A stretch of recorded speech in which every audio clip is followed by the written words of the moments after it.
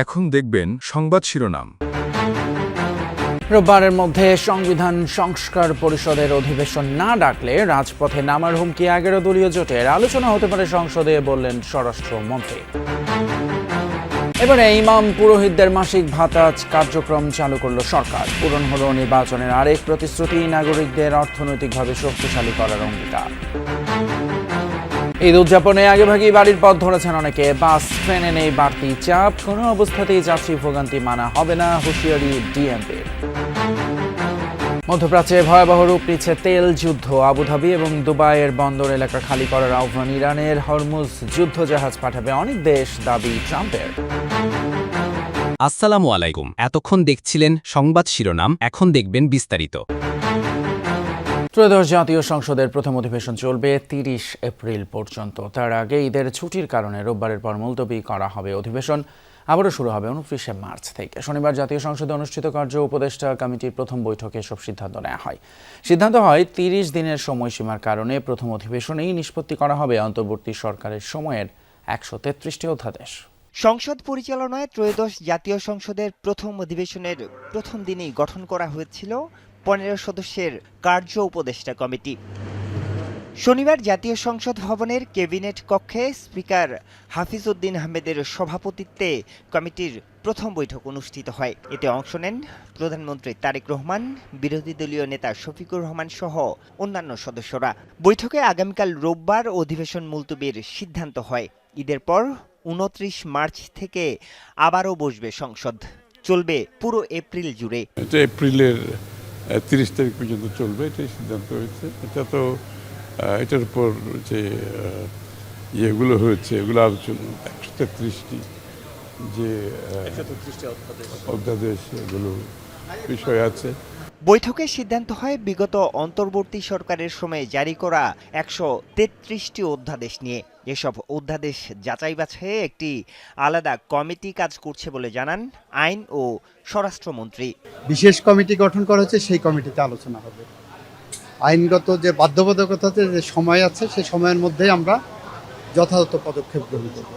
এগুলো বিশেষ কমিটিতে যাবে, এটা কালকেই প্রস্তাব উত্থাপিত হবে, ল মিনিস্টার উত্থাপন করবেন। তারপরে বিশেষ কমিটিতে এগুলো আলাপ আলোচনার পরে রিপোর্ট আকারে সংসদে পেশ করা হবে, এটাই নিয়ম।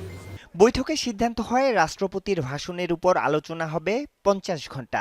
এ আলোচনায় অংশ নিলেও ধন্যবাদ জানাবে না বিরোধী দল, জানান হুইপ নাহিদ ইসলাম। কোন কারণে ওয়াকআউট করেছিলাম, কোন কারণে আমরা মনে করেছিলাম যে রাষ্ট্রপতি বক্তব্য দেওয়া অনুচিত এই সংসদে, তো সেই আমরা ধন্যবাদ দিব না, আমরা আমাদের বক্তব্যটা বলবো। দেশের প্রায় 6000 উপাসনালয়ের ধর্মীয় নেতৃবৃন্দকে মাসিক ভাতা দেওয়ার কার্যক্রম শুরু করেছেন প্রধানমন্ত্রী তারেক রহমান।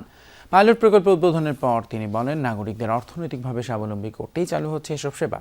জানান, ভোটের কালি নখ থেকে মোছার আগেই প্রতিশ্রুতি বাস্তবায়ন শুরু করেছে সরকার। সম্মানী গ্রহণ করছেন হুসাইন আহমেদ আব্দুল্লাহ ইমাম। এরপর আসবেন দায়িত্ব নেয়ার 1 মাসের মধ্যে এবার ইমাম, মুয়াজ্জিন, পুরোহিত, বিহারের অধ্যক্ষ ও যাজকদের জন্য মাসিক ভাতার ব্যবস্থা করেছে সরকার।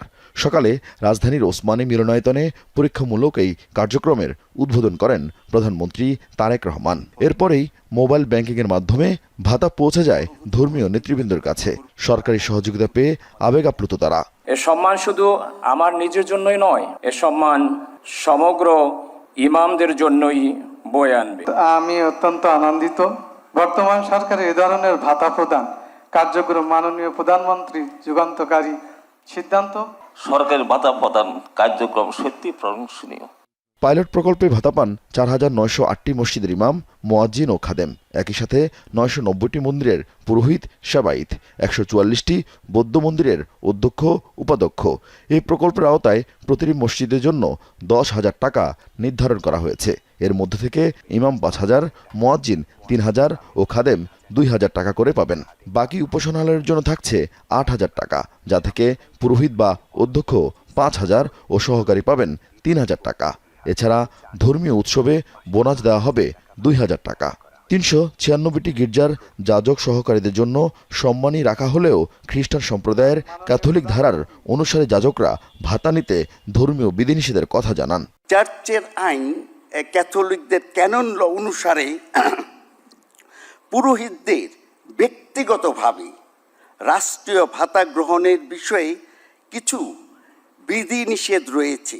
ঈদ উল ফিতরের বাকি মাত্র কয়েকটা দিন, বাড়তি চাপ এড়াতে আগেভাগে রাজধানী ছাড়তে শুরু করেছেন নগরবাসী। বলছেন ভোগান্তি এড়িয়ে স্বস্তির যাত্রার জন্য এই সিদ্ধান্ত। এদিকে রাজধানীর গাবতলী বাস টার্মিনালে ভিন্ন চিত্র। রমজান শেষ হয়ে এলেও যাত্রীদের তেমন চাপ লক্ষ্য করা যাচ্ছে না। এক সপ্তাহ বাকি নেই ঈদের। পরিবার প্রিয়জনদের সাথে উৎসবের আনন্দ ভাগাভাগি করতে আগেভাগেই রাজধানী ছাড়তে শুরু করেছে নগরবাসী। রেল স্টেশনগুলোই এখন থেকেই যাত্রীদের বাড়তি চাপ লক্ষ্য করা যাচ্ছে। বলছেন ছুটি শুরুর কয়েকদিন আগে যাত্রা শুরু করলে তুলনামূলক স্বস্তিতে বাড়ি পৌঁছানো যায়। আমাদের তো সরকার ছুটি দিয়েছে 17 তারিখ থেকে, কারণ ওই সময় তো প্রচুর মানুষ গাড়ি দিয়ে যাবে। এই সুবাদে আমরা ফ্যামিলিকে আগে পাঠাই দিতেছি যাতে আমাদের যাওয়াটা সহজ হয় আর কি। ভিড়ের কারণে একটু আগে যাওয়া গেলে একটু রিল্যাক্সে যাওয়া যাবে। সামনে ট্রেনের ভিড় হতে পারে, সামনে তো লং ছুটি, সবাই বাসায় যাবে, তো সেই ক্ষেত্রে হয়তো ভিড় হতে পারে, যার কারণে ফ্যামিলি সব আগেই পাঠিয়ে দিচ্ছে আর কি। সকাল 9টা পর্যন্ত মোট 11টি ট্রেন কমলাপুর স্টেশন ছেড়েছে। এর মধ্যে ঢাকা থেকে চট্টগ্রামগামী মহানগর প্রভাতী প্রায় 1 ঘন্টা দেরিতে ছাড়ে। তবে অন্য ট্রেনগুলো নিয়মিত বিরতিতে স্টেশন ত্যাগ করে। ইরান প্রসঙ্গ। সংযুক্ত আরব আমিরাতের বাসিন্দাদের আবুধাবি এবং দুবাইয়ের কৌশলগত বন্দর এলাকা থেকে সাধারণ বাসিন্দাদের অবিলম্বে সরে যাওয়ার আহ্বান জানিয়েছে ইরান। এসব এলাকার মার্কিন সামরিক ঘাঁটিগুলো হামলার শিকার হতে পারে বলে আশঙ্কা করা হচ্ছে। ইসরায়েল সহ মধ্যপ্রাচ্যের মার্কিন ঘাঁটিগুলো লক্ষ্য করে নতুন দফায় ক্ষেপণাস্ত্র নিক্ষেপ শুরু করেছে ইরানি বাহিনী। এদিকে হরমুজ প্রণালী খোলা রাখতে যুক্তরাজ্য, চীন, ফ্রান্স সহ বিভিন্ন দেশ যুদ্ধ জাহাজ পাঠাবে বলে আশা করছেন মার্কিন প্রেসিডেন্ট ডোনাল্ড ট্রাম্প। শনিবার ট্রুথ সোশ্যালে এক পোস্টে তিনি আরও বলেন, হরমুজ প্রণালীর উপকূল জুড়ে হামলা চালিয়ে ইরানি নৌযানগুলোকে ধ্বংস করবে যুক্তরাষ্ট্র। এর আগে যুদ্ধের 15তম দিনেও ইরানে হামলা অব্যাহত রেখেছে মার্কিন ইসরায়েল যৌথ বাহিনী। মার্কিন মিসাইলের টার্গেটে ধ্বংস হয়েছে ইরানের প্রায় 90% জ্বালানি রফতানি টার্মিনাল, কার্গ আইল্যান্ডের সামরিক স্থাপনা। পাল্টা জবাবে ইরাকের মার্কিন দূতাবাসে হামলা চালিয়েছে ইরান। ক্ষেপণাস্ত্র অভিযান চালিয়েছে ইসরায়েলের রাজধানী সহ বেশ কিছু এলাকায়। বাংলাদেশের এভিয়েশন এবং পর্যটন খাতে গুরুত্বপূর্ণ অবদানের স্বীকৃতি হিসেবে ATJFB aviator women's icon award 2026 পেয়েছেন 10 জন নারী। এভিয়েশন এবং পর্যটন খাতের সাংবাদিকদের সংগঠন এভিয়েশন ও tourism journalist forum of Bangladesh ATJFB আয়োজনে এবার ছিল অ্যাওয়ার্ড অনুষ্ঠানের তৃতীয় আসর।